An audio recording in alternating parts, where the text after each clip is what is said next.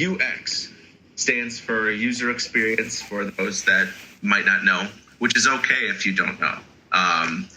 UX, what is UX? I'm just going to read a definition of it because it's probably a lot more simple and eloquent than I could probably come up with a definition of it for. So, what is user experience?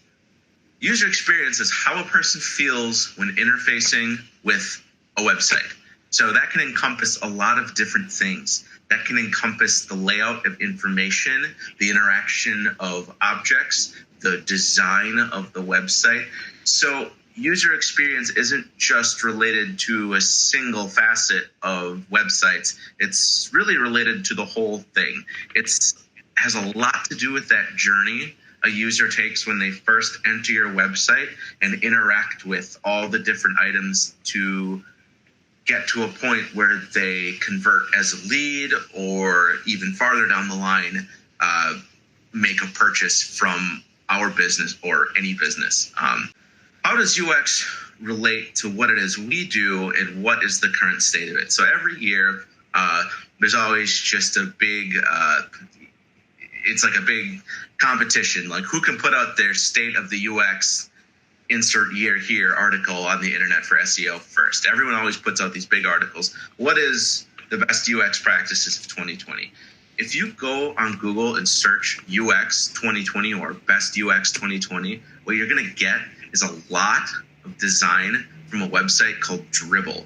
Dribbble is a site that Tim and I go on frequently. There's a lot of like ultra modern design on it.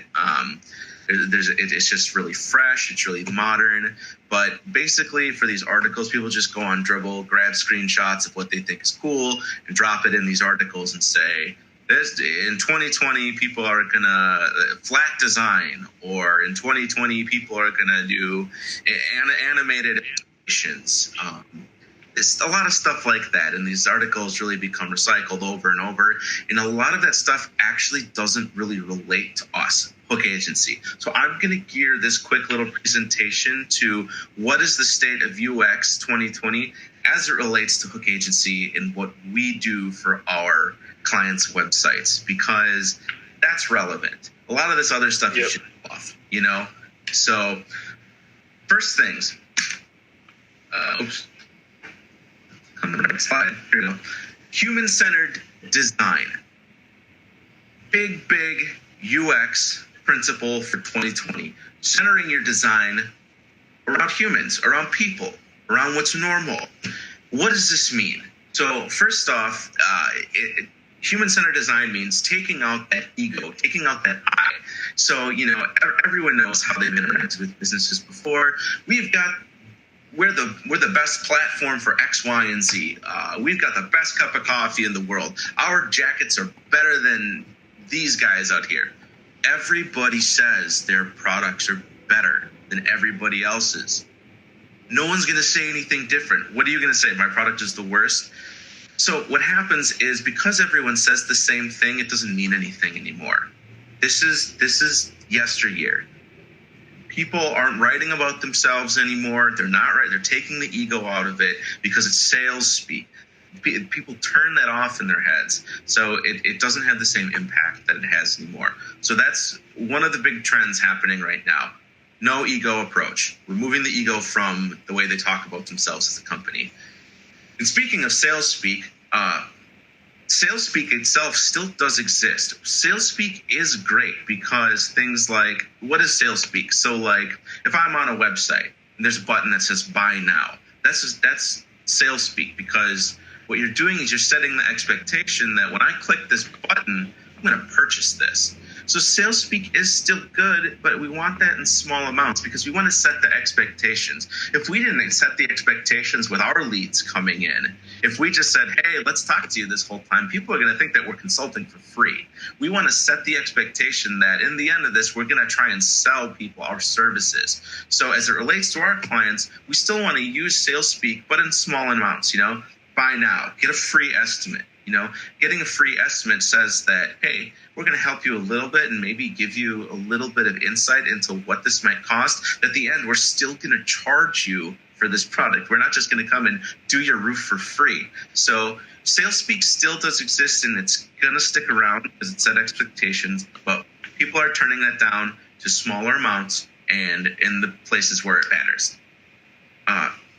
Third, around human-centered design for user experience is focusing on empathy. Such a big one right now. Huge right now. Go on LinkedIn and you can see everyone talking about this. We're all stuck at home right now because of COVID-19, and what's going to matter when we come out of this, what we're going to remember are the companies that cared about our problems during this time. People that say, hey, you know what? We're not going to charge you a late fee during this time. We know that people are having a rough time. You know what? Here's 2 months free on us. That's what people are going to care about. And having that empathy, saying, we care about your problems. That's why we want to solve them. That's why we want to be here for you. People are going to gravitate towards that because, again, they're taking that ego out of the way they talk about themselves. Because the ego is related to, like, the ultra-capitalist, like, I want to make as much damn money as I can. No, we're here to solve your problems. That's why we started this to begin with. So empathy. We're going to start to see so much empathy in online content when it comes to websites, solving people's problems, more than we've ever seen before. And finally, when it comes to human-centered design, an emphasis on diversity. People are using an inclusive language.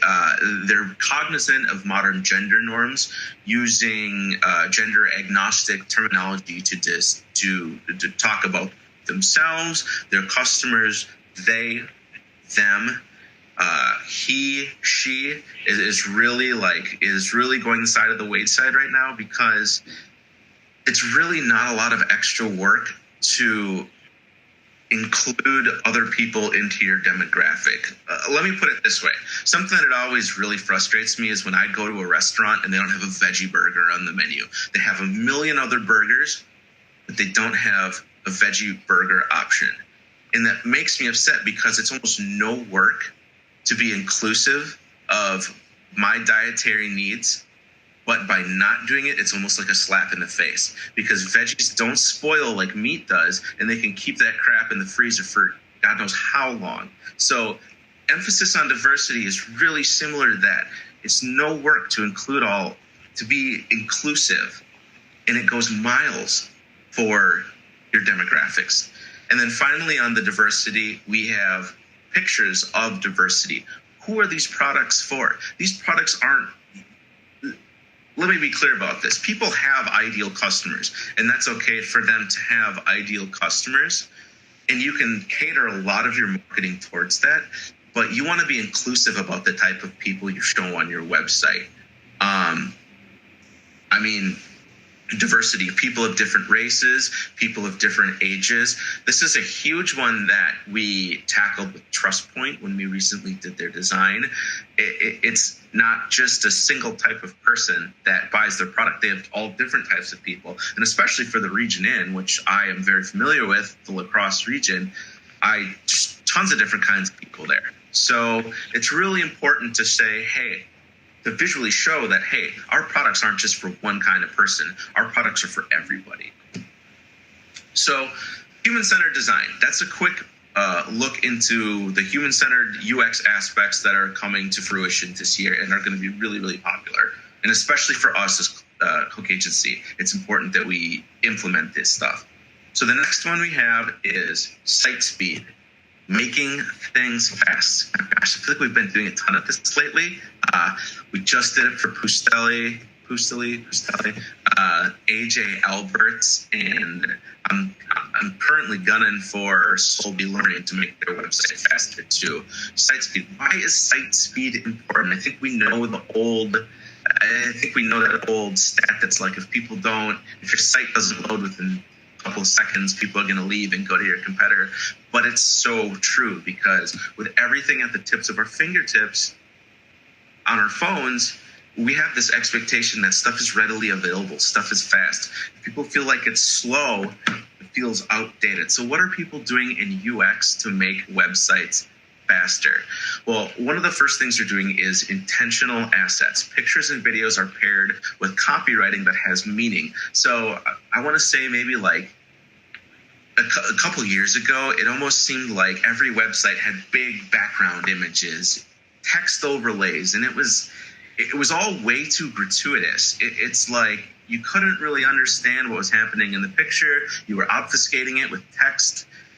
That's really going largely to the wayside right now, as people are saying, hey, you know what, let's be deliberate here. We have a headline here about customer support. Let's put a picture that has to do with customer support next to it. We want people to experience these pictures and these videos in tandem. It's not just a giant messy layered cake of information, because that obfuscates the things. So having intentional assets, being deliberate about them, how is that related to site speed? Well, you end up having probably less of it, which is okay, because that which is there has more meaning. And when you have less pictures and videos, it makes your website faster. We say, hey, do we really need this? Is this really helping us here? You pinpoint the pieces that are important. Offloading heavy assets is the next one. What does it mean to offload a heavy asset? So we do this a lot with our clients as well. Maybe they have a homepage that's really slow.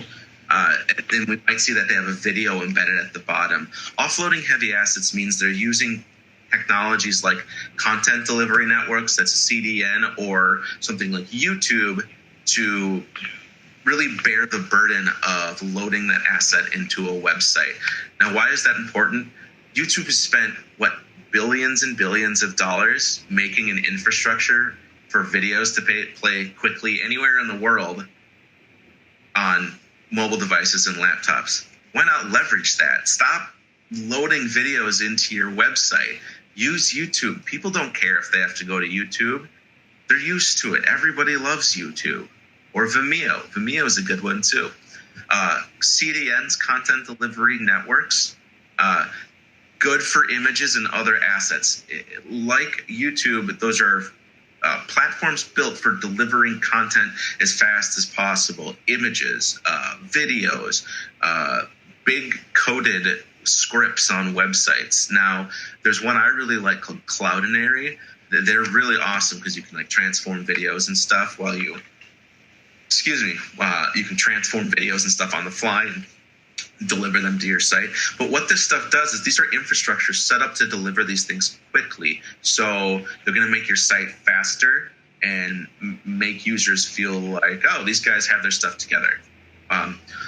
Vanilla/clean code, getting from point A to point B as quickly as possible. Basically, when you're coding a website, now this is probably more for people who understand HTML and CSS and other technologies, but really finding what is extraneous and cutting that out. One of the things that we don't like to do is, one of the things we don't do, let me be clear about that, we don't use pre-built themes when we build websites, because it's a lot of junk code, a lot of stuff that isn't needed. All this clean code makes your site slow. Let me say that. I said that wrong. All this bad code, all this extraneous code that's not needed, makes your site slow. If you don't need it, get rid of it. Again, like assets, we want to be intentional about everything we put on our website to make it as quick as possible.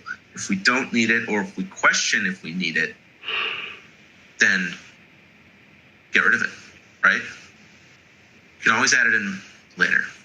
And then finally, when it comes to site speed for UX, native browser. We want to rely on native browser functions as possible.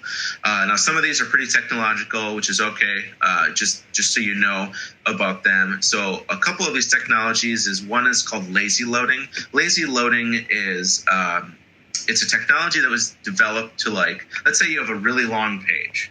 I'm trying to think of an example. Apple. When Apple has a page for their iPhones, they're freaking huge. And they have really, really big, nice images of their products on their iPhone marketing page, right? Well, that page doesn't load entirely all at the same time. What happens is you scroll down the page, the browser then loads the images as they come into view. So they're not all loading at once, because if they all loaded at once, it would make the website super, super slow. And so what's happening is it's loading on demand. This is called lazy loading technology. In the past, you used to have to add all these scripts to your website. Some might not work here, some might not work in this browser. Browsers are building that functionality in. Google Chrome has that functionality built in. Firefox, I think, has that functionality built in now. Safari has that stuff built in. It's lowering the footprint of your site by reducing the amount of code and scripts that you need. And one down here that's kind of complicated is called the Intersection Observer API. This is related only because we recently did Mackey's site, which hopefully going to launch soon. And one of the things they wanted on their site was something called parallax. Parallax is this effect that was really popular maybe like 5 or 6 years ago on websites, where it's like you have an image in the background and you have text over it, and as you scroll down the page, the image moves at a slightly different speed than the rest of the elements on the page. So you sort of get like this eclipsing, this parallax effect, hence why it's called parallax, where it's like they kind of cross each other like this, and it just looks cool.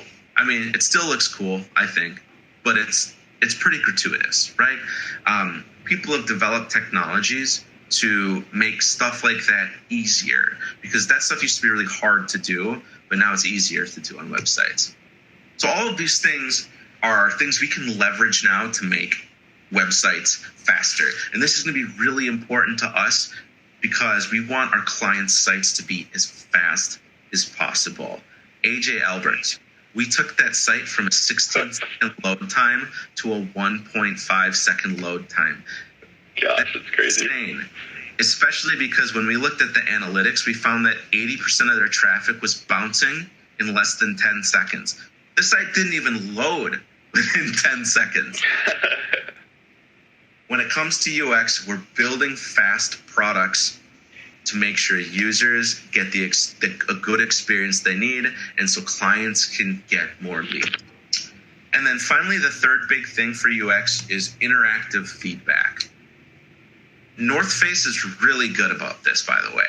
So I'll bring them up a couple of times during this section. But first, responding to reviews, whether it's good or bad. There's a game I play on my phone. It's like a little click-through puzzle-solving game. It's by a company called Rusty Lake. It's really interesting. It's kind of creepy.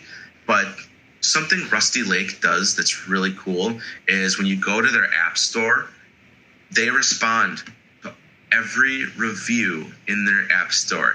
Some of them are pretty harsh. Like one guy left a review that's like, can you not hire crappy voice actors? It sounds like you grabbed Todd from coding to do this voiceover.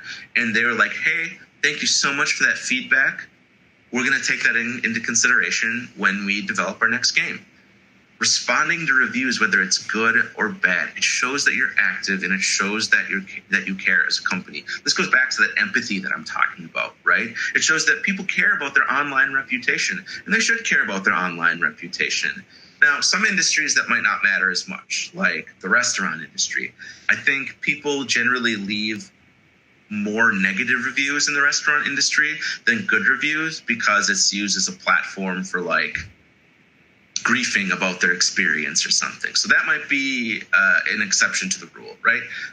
But responding to those reviews, good or bad, shows that you care, shows that you're engaging, shows that you care about your online reputation and your products. Displaying ratings and reviews openly. Pulling testimonials and reviews directly onto your site, building those trust factors. It's not only is it showing that you care about your online reputation, by pulling that into your site directly, it shows that you're committed to constantly improving that reputation, that you want to keep getting better and better and better. Because if I was a restaurant that had 2.3 rating and I put that on the site, might not be very good. But if I did, it might say, hey, you know what? We acknowledge that we've messed up in the past, but let's start to build on that. Tell us what's wrong. I want you to see what other people think. And finally, customer support channels. I've got a buddy, his name's Steven, and he swears by this. He swears by this methodology that when you have a problem with the company, go on Twitter and blow up their social media account. Tag them directly. Turns out a lot of these companies have accounts just for customer support. So they have a separate account from their main account. And those accounts are solely responsible for finding tags to the company and interacting with people who are having bad or good experiences. And again, everything I've been saying before shows that you're committed to improving. It shows that you're committed to your online reputation, but having that layer of customer support across a variety of channels also shows that you actually do care about how your customers use your products. And how this relates to our clients is, you'll see, is on some of our clients, they have like chat boxes on the site. They can talk with someone directly into the company online on a screen right there on their website. North Face pulls their reviews directly into their site. These are just examples of this, but having the interactive feedback, it's big now, but it's going to keep getting bigger because not everyone's doing it. But you're going to start to see some people doing it who weren't doing it before. So that's the end of UX 2020 as it pertains to Hook Agency. Does anyone have any questions? It was a lot and it was fast.